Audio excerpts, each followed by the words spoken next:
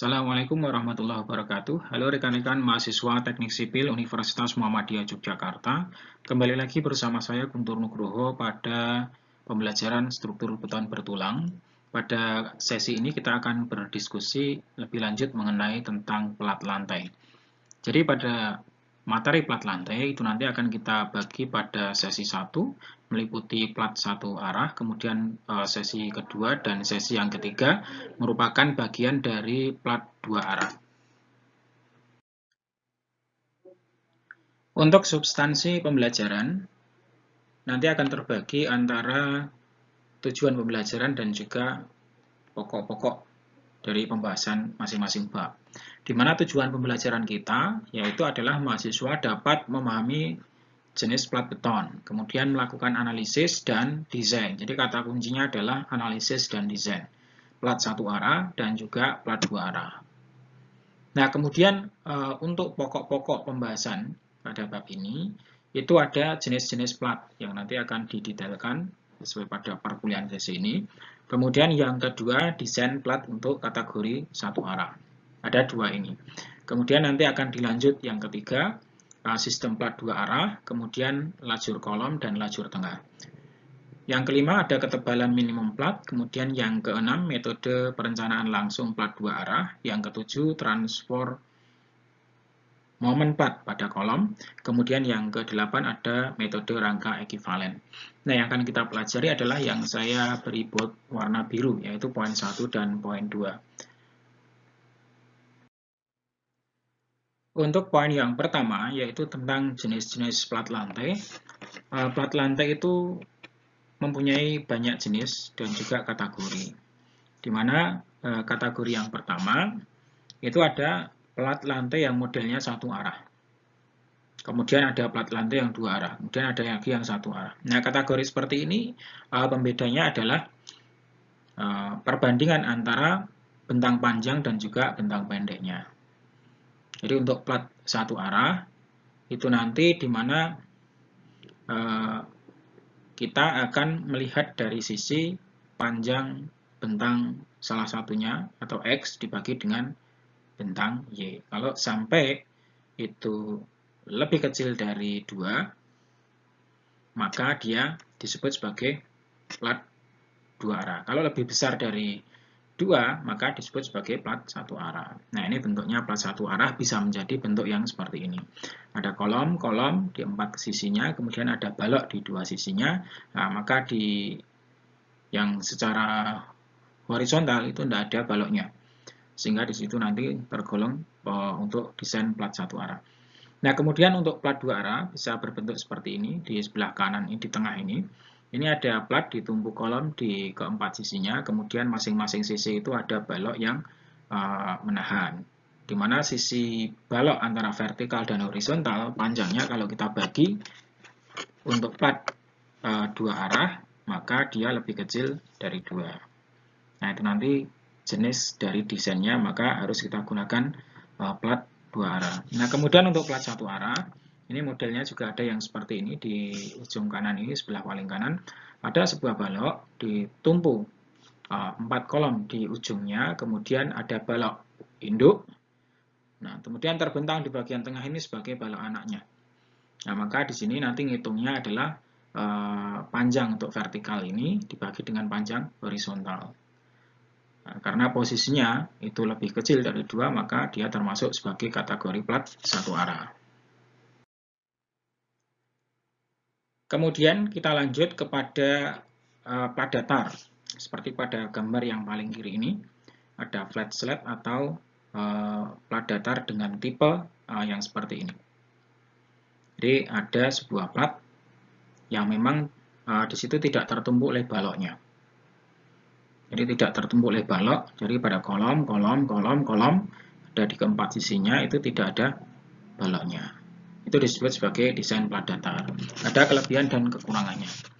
Jadi, kekurangannya ya nanti platnya itu kekakuannya menjadi berkurang, bending stiffness-nya, karena tidak ada balok yang menumpuk pada sambungan dari masing-masing kolom ini.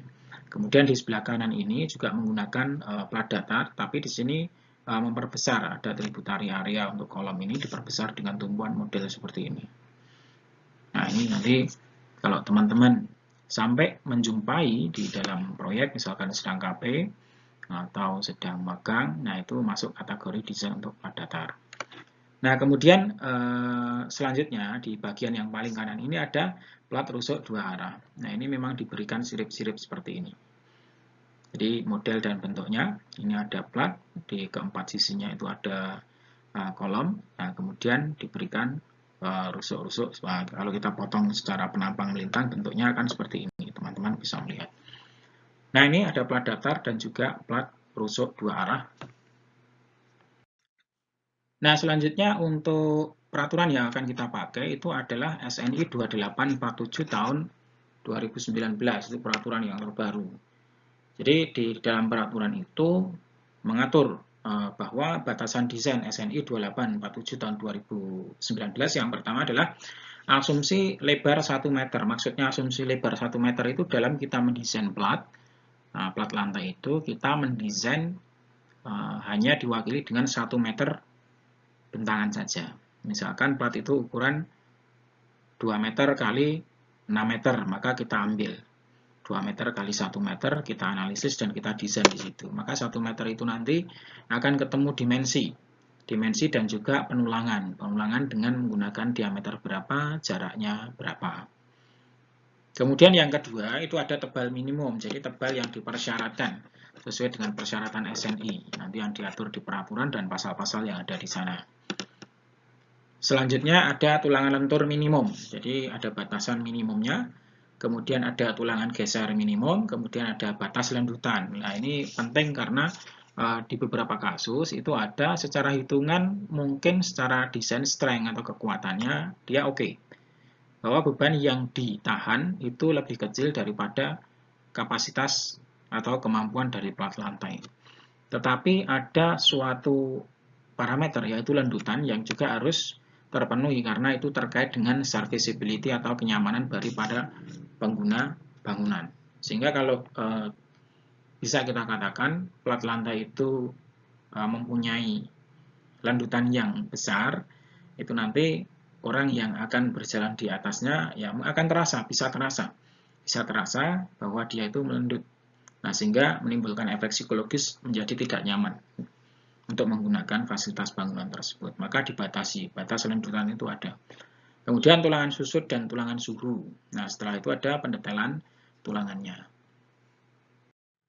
Untuk batasan desain sesuai dengan SNI 2847 tahun 2019, itu yang pertama ada asumsi lebar 1 meter untuk perencanaan dan juga analisisnya. Seperti yang sudah kita sampaikan tadi. Kemudian yang selanjutnya itu ada tebal minimum, yaitu di pasal ini, ada di pasal ini. Ini ayat ini berbunyi tentang untuk plat solid non prategang yang tidak tertumpu atau melekat pada partisi atau konstruksi lain yang mungkin rusak akibat lendutan yang besar. Nah, ketebalan keseluruhan plat atau H tidak boleh dari batas minimum pada tabel 7.3.1.1.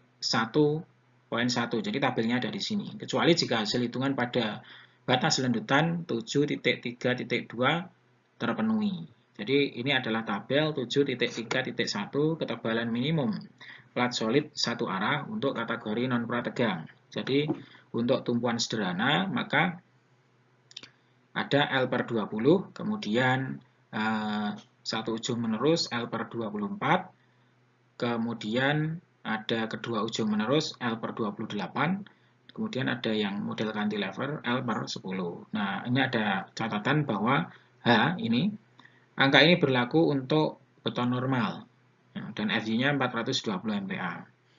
Nah, untuk kasus lain, ketebalan minimum harus memodifikasi sesuai pasal 7.3.1.1 ayat yang 1 hingga ayat yang ketiga. Nah, ini pada pasal itu ada pasal 7.3.1.1 ayat yang pertama untuk FY lebih dari 420 MPa, maka persyaratan pada tabel 7.3.11 ini harus dikalikan dengan ini.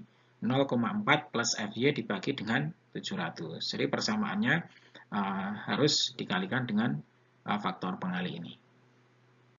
Selanjutnya untuk batas lendutan pada pasal 7.3.2 ayat yang pertama, untuk plat non-prategang yang tidak memenuhi pasal 7.3.1 dan untuk plat prategang, jadi kedua-duanya itu, lanjutan sesaat dan jangka panjang harus dihitung sesuai pasal 24.2 dan tidak boleh melebihi pada batas pasal 24.2.2. Jadi ada tabel 24.2.2. Jadi dari pasal yang ke-7 tentang plat satu arah, kemudian untuk batas lanjutan kita meloncat ke pasal 24, ya, diatur di sana. Jadi perhitungan lanjutan izin maksimum. Jadi jenis komponen struktur, kemudian ada kondisi, kemudian ada lanjutan yang diperhitungkan, kemudian batas lanjutannya dari sini. Jadi nanti silakan dikategorikan untuk atap datar atau sebagai lantai, itu nanti kondisinya dari sini. Di antara kondisi ini nanti ada bentuk dan jenis komponen struktur, atap datar, dan plat lantai. Yaitu tidak memikul atau tidak disatukan dengan elemen-elemen non-struktural yang mungkin akan rusak akibat lendutan yang besar. Kemudian lendutan yang dipertimbangkan itu ada dua macam, yaitu lendutan seketika akibat beban LR dan R maksimum, dan juga lendutan seketika akibat beban L saja. Nanti silakan diambil batasannya adalah L per 180 atau L per 360 untuk yang plat lantai. Kemudian untuk atap atau lantai, jadi ini ada yang atas tadi ada atap datar, kemudian ada juga atap atau lantai. Ini kondisinya memikul atau disatukan dengan elemen-elemen non-struktural, kedua-duanya. Kemudian dari situ ada kemungkinan, mungkin yang pertama adalah mungkin akan rusak akibat lendutan yang besar, atau tidak akan rusak akibat lendutan yang besar. Nah, lendutan yang diperhitungkan di sini, bagian dari lendutan total yang terjadi setelah pemasangan elemen non-struktural, yaitu jumlah dari lendutan jangka panjang akibat semua beban atap, dan lendutan seketika akibat penambahan beban hidup. Maka nanti silahkan untuk mengkategorikan di antara yang atas dan yang bawah ini menggunakan L per 480 atau L per 240.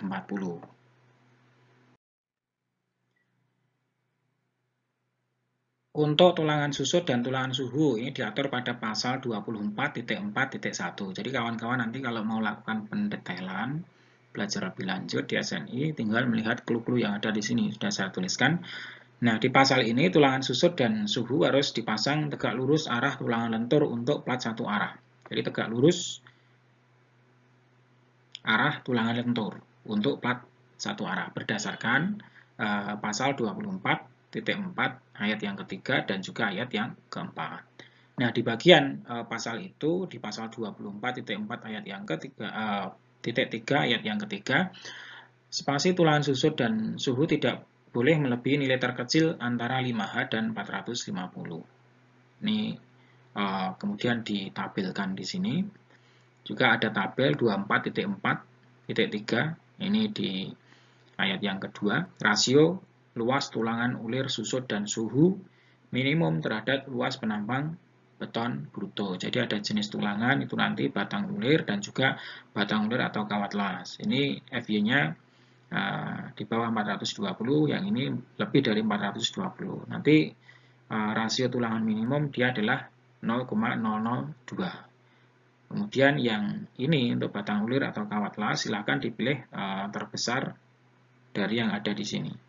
0,0018 kali 420 atau FY yang ada. Kemudian juga 0,0014 itu untuk rasio tulangan minimumnya. Nah, untuk perhitungan tulangan susut ya ini. Jadi kawan-kawan silakan perhatikan di sini. Untuk menghitung luas tulangan susut dan suhu ya, dapat digunakan ketebalan total dari plat atau H itu. Sebagai contoh seperti ini. Apabila suatu plat memiliki ketebalan 150 mm atau 15 cm dengan FY adalah 400 MPa, maka luas tulangan susut dan suhu yang dibutuhkan ini per tinjauan karena pasal ini tadi asumsi desainnya adalah 1 meter lebar. Jadi 1000 mm lebar plat adalah, ini ada AS, nah kita gunakan ketebalannya, T-nya 150 mm, kemudian lebarnya ada 1000 dikalikan dengan 0,0018. sama dengan ketemu 270 mm persegi. Maka jarak tulangan, jadi jarak antar tulangan S, dapat dihitung menggunakan persamaan di bawah ini. S sama dengan 1000, itu asumsi desain tadi, dikalikan AB dibagi dengan AS. Di mana AB adalah luas penampang tulangan yang digunakan, dan AS adalah luas tulangan yang diperlukan oleh plat. Sehingga bisa dimasukkan di situ. Misalkan digunakan D sama dengan diameter 10, ini AB-nya adalah 78,5 mm, maka S-nya sama dengan 1000 dikalikan dengan AB, ini di sini dibagi dengan AS. Nah, AS-nya ketemu 270. AS adalah jumlah tulangan yang diperlukan, sehingga di situ spasinya adalah 290 mm atau 29 cm. Nah, nilai ini lebih kecil daripada 5 kali tebal plat atau 450, sehingga harus disesuaikan dengan pasal yang terkait. Nah, selanjutnya adalah ini bentuk yang kita bicarakan tadi, ada tulangan suhu dan juga tulangan susut. Maka kawan-kawan kalau ingin melihat representasinya seperti apa, di sini ada sebuah gambar plat lantai, kemudian detail penulangannya. Nah, ini mempunyai panjang dari titik yang paling kiri sampai kepada titik yang paling kanan. Nah, tinjauan kita itu mengambil hanya 1 meter lebar ini, misalkan seperti itu. Maka dari situ bisa dilihat nanti tulangan yang dipakai itu berapa. Termasuk di sini ini adalah tulangan lenturnya. Memanjang dari kiri sampai ke kanan tulangan lentur, kemudian tulangan suhu dan juga tulangan susut. Posisinya ada di sini. Seperti pasal yang ada di slide sebelumnya tadi, bahwa tulangan suhu dan susut itu harus dipasang tegak lurus terhadap tulangan lentur, maka dia dipasang tegak lurus. Nah, kemudian karena di tumpuan itu, bagian atas itu kan ada momen negatif, maka di bagian atas juga dipasang dengan tulangan. Kemudian di bagian bagian tengah ini, di bagian atas tumpuan kan juga muncul momen negatif, maka ini posisinya tulangan ada di bagian atas. Di atas tumpuan pasti tulangannya ada di bagian atas, sehingga kawan-kawan bisa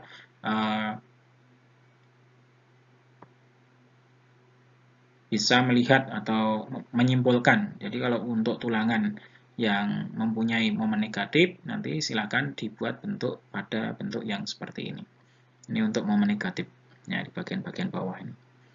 Nah, seperti ini, detail penulangan, nanti ada tulangan lentur, kemudian tulangan suhu, dan juga tulangan susut, dan juga akan dicek terhadap gesernya. Selanjutnya untuk asumsi desain, untuk regangan baja pada pasal 7.3.3 ayat pertama, untuk plat non-plat tegang, jadi regangan T, regangan tariknya itu sekurang-kurangnya adalah 0,004. Jadi tidak boleh kurang dari itu, jadi sekurang-kurangnya ya posisi itu. Sehingga nanti itu masuk kepada bagian keruntuhan untuk transisi. Transisi sampai kepada terkendali tarik. Jadi tidak didesain secara getas. Nah, kemudian selanjutnya pada batasan desain itu ada momen di pasal 7.4.2.1 untuk plat yang ditumpu menyatu dengan tumpuan MU di tumpuan diperkenankan dihitung pada muka tumpuan. Jadi nanti kawan-kawan bisa menyesuaikan pada skema yang ada di sini. Jadi ada yang model menerus 3 kolom, ada yang menerus sampai kepada 3 kolom di samping, kemudian di bagian kiri di sini hanya ada balok penumpu saja, atau menerus dari sebelah kiri sampai ke kanan. Itu nanti berdasarkan pasal 7.4.2.1 untuk plat yang dibangun menyatu dengan tumpuan, artinya dicor platnya dengan baloknya, dan juga dicor menyatu dengan kolomnya. Di sini MU di tumpuan diperkenankan dihitung pada muka tumpuan. Jadi nanti ada faktornya. Faktornya di sini nanti bisa digunakan untuk menghitung.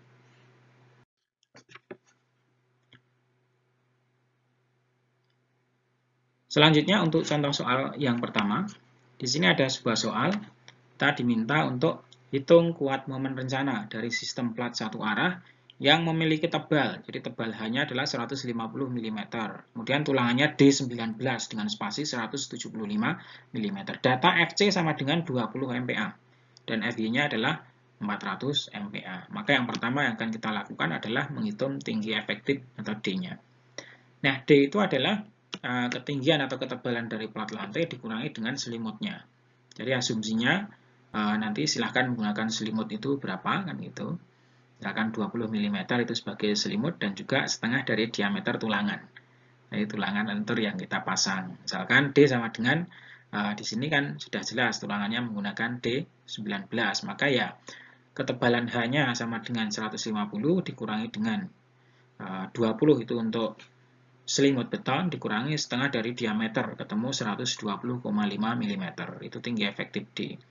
Kemudian yang tahap berikutnya itu ada luas tulangan, yaitu AB. Luas tulangan sama dengan 283 mm persegi. Nah, AB kita akan menggunakan ini. Kemudian maka kita hitung AS-nya. Ada rumusnya adalah 1000 dikalikan AB dibagi dengan S. Nah, karena dengan spasi ini inginnya adalah 175 mm. Maka 1000 itu adalah tinjuan kita di asumsi desain, yaitu 1 meter 1000 dikalikan dengan AB. Nah, AB-nya kita dapatkan 283 mm persegi. Maka tinggal kita bagi dengan spasi yang diinginkan, misalkan 17,5 mm.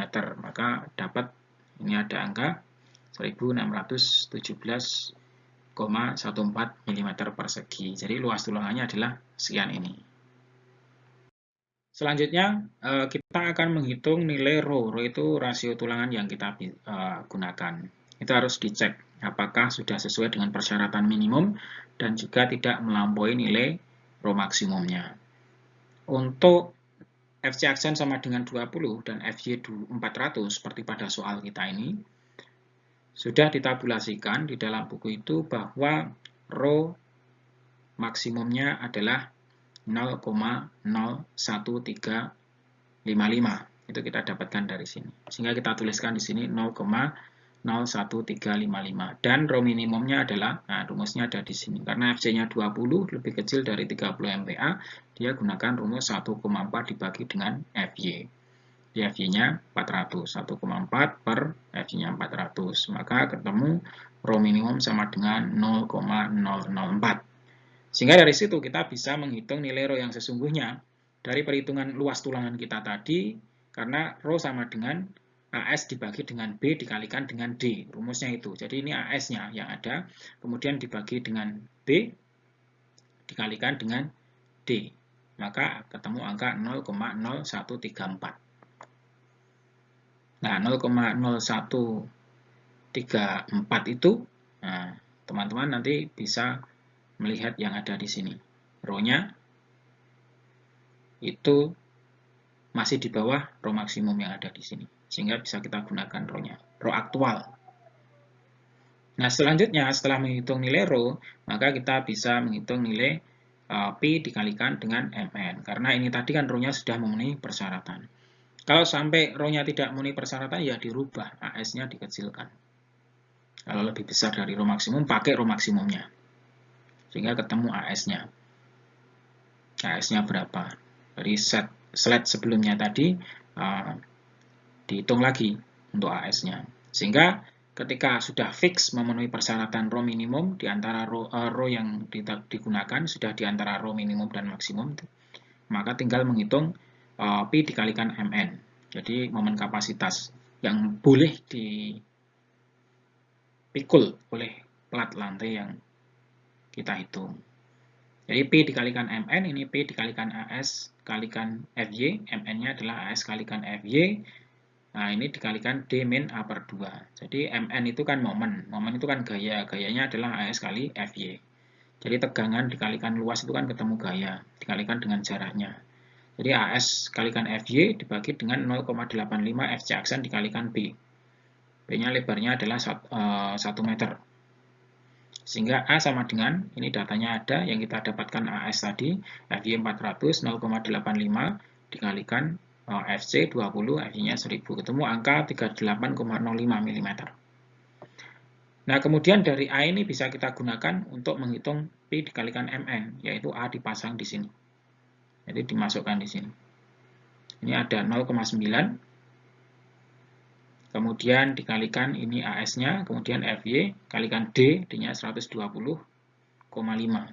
Jadi dari 150 dikurangi 20 tadi, tebal selimut beton dikurangi separuh dari tulangannya, dapatnya angka ini. Nah, kemudian dikalikan dengan D min A per 2. Nih, A-nya adalah 38,05 dibagi dengan 2. Maka ketemu angka di sini dalam satuan. Di sini kilonewton meter 59,075. Jadi PMN-nya adalah ini yang mampu ditanggung oleh plat dengan keadaan dimensi dan juga penulangan serta FC aksen yang kita gunakan adalah seperti pada soal. Selanjutnya untuk contoh soal yang kedua, ini diketahui sebuah plat lantai seperti pada gambar yang ada di bawah ini, dengan jarak antara tumpuan adalah 3,6. Jadi dari titik as sampai kepada as itu 3,6. Beban mati terbagi merata 3,6 kN per meter persegi. Kemudian beban hidup terbagi merata itu ada 10 kN per meter persegi. Nah, kita diminta untuk desain tulangan lentur dengan FC sama dengan 20 MPa dan FY-nya adalah 400. Nah, kita bisa melihat ke sini untuk menyelesaikan dari contoh soal. Nah, yang pertama adalah perhitungan terhadap tebal minimum. Jadi, tebal minimum itu diatur untuk tebal minimum plat bagian tepi adalah L per 24, di mana L-nya adalah 3,6 dibagi dengan 24 ketemu 150. Kemudian tebal minimum plat bagian dalam itu L per 28 yaitu 3,6 dibagi 2,28 ketemu 130 mm. Maka dari situ dipakai ketebalannya adalah 150 mm sehingga bagian tepi itu dan bagian dalam semua sudah memenuhi persyaratan dari tebal minimum. Selanjutnya itu adalah menghitung beban dan momen lentur per meter. Jadi beban mati sama dengan berat sendiri dari plat plus 3,6. Nah, ini ada 0,15 dikalikan 24. Jadi 24 itu adalah berat jenis dari beton bertulang. 0,15 adalah 150 mm. Nah, plus 3,6 sama dengan 7,2 kN per meter persegi. Sehingga dari sini kita sudah dapat beban dari berat mati. Kemudian beban ultimate-nya untuk QU sama dengan 1,2 GD plus 1,6 GL. Jadi 1,2 dikalikan GD, beban mati yaitu 7,2 plus 1,6 dikalikan beban hidupnya yaitu 10 dari beban hidup. Sehingga kita dapatkan angka 24,64 kN per meter persegi. Nah, setelah itu momen terbesar itu terdapat pada plat tepi, yaitu adalah QU dikalikan L kuadrat per 10 di titik C. Kalau kita lihat di gambar yang di soal tadi berada di titik C.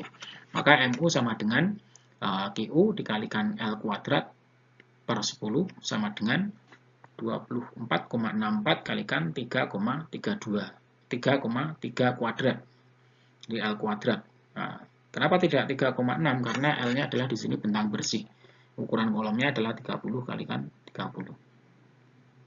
Sehingga ini kita bagi dengan 10 ketemu angka 26,83 kN meter. Ini momen yang ada di titik C sesuai pada gambar yang ada di soal. Kemudian langkah selanjutnya adalah menghitung nilai RU. Di mana kita awali dengan perhitungan D. D adalah tebal dari platnya dikurangi selimut dikurangi setengah dari diameter tulangan, yaitu 150 tebalnya, selimutnya 20, pakai diameter 13 per 2, jadi setengah diameter, ketemu 123,5 satuan milimeter. Kemudian RU sama dengan MU per BD kuadrat, jadi ini ketemu MU-nya 26,83 dari perhitungan pada slide sebelumnya tadi, kali 10 pangkat 6, konversi dari satuan, dibagi dengan 1000, ini B-nya, tinjauan 1 meter lebar. Dikalikan dengan D, D-nya adalah 123,5 mm, ini D-nya kuadrat.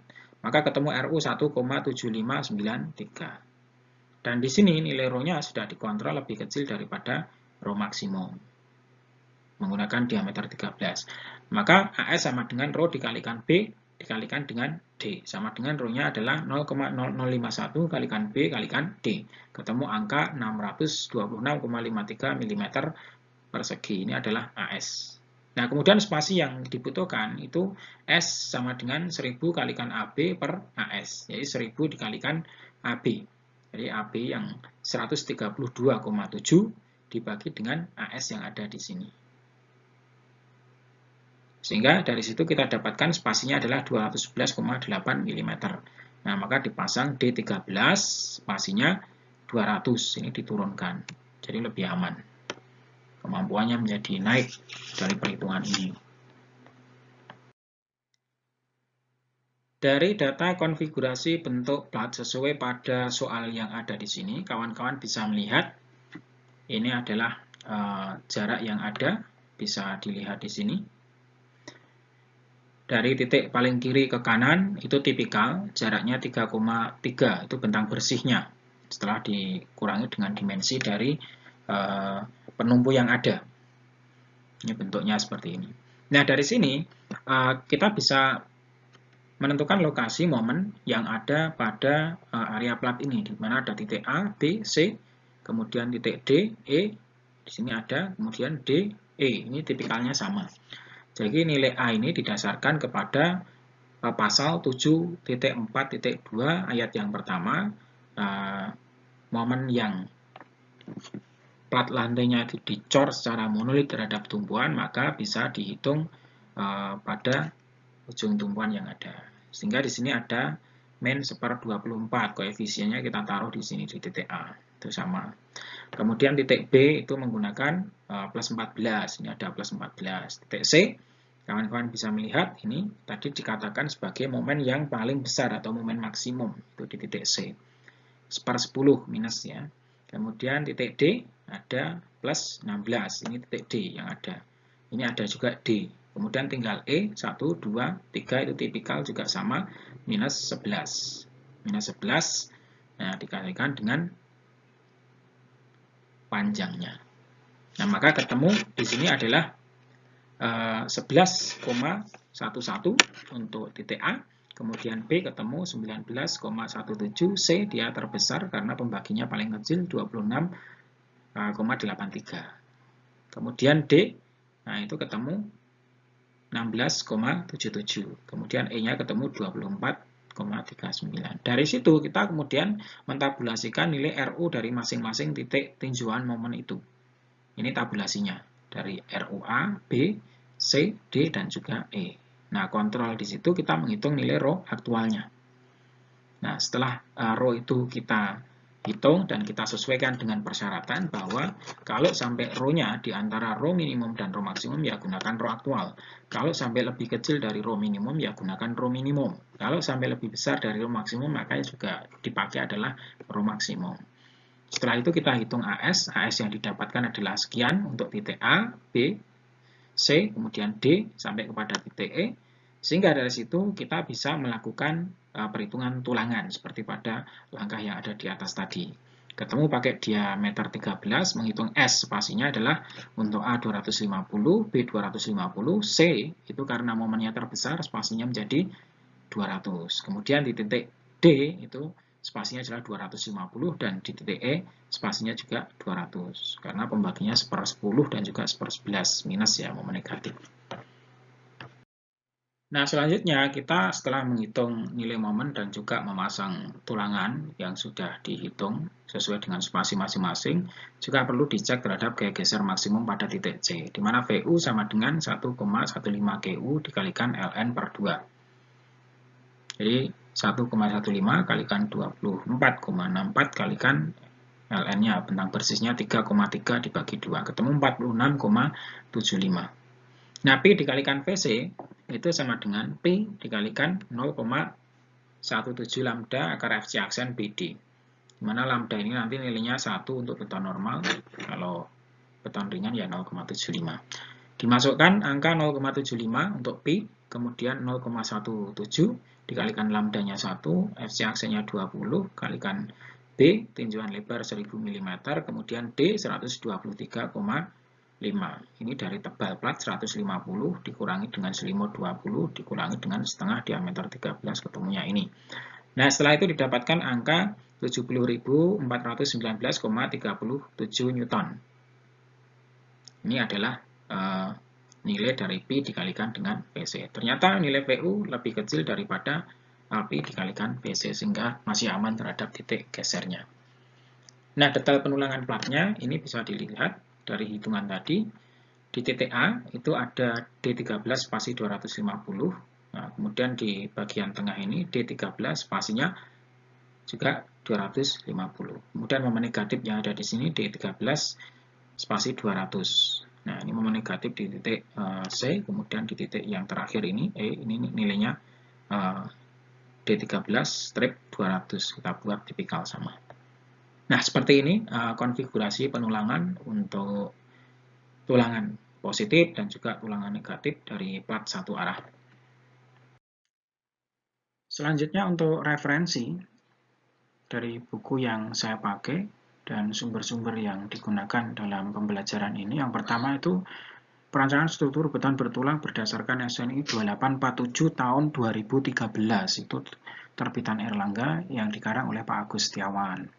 Itu masih 2013, sehingga saya sesuaikan dengan SNI yang baru, di SNI 2847 2019 tentang persyaratan beton struktural untuk bangunan gedung.